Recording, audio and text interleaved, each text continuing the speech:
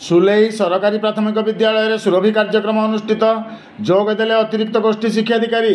सूचना अनुसार आज अपराह्न प्राय 4 घंटा पर्यंत सुवर्णपुर जिला डुंगरीपाली ब्लॉक अंतर्गत सुलेई ठारे आंचलिक साधन केन्द्र स्तरीय शिशु महोत्सव सुरभि कार्यक्रम सुलेई सरकारी प्राथमिक और उच्च प्राथमिक विद्यालय मिलित आनुकूल्य अनुष्ठित होता।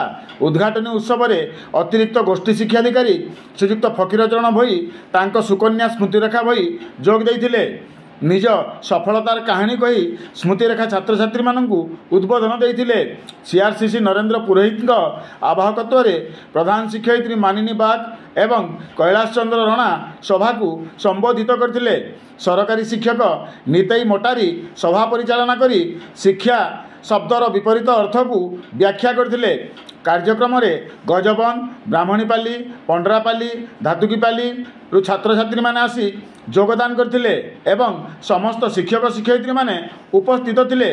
तेबे सभा कार्य शेष में छात्र छात्री द्वारा विभिन्न सांस्कृतिक कार्यक्रम परिवेषण होइथिबा बेले कृति छात्र छात्री मानू पुरस्कृत करा जायथिला।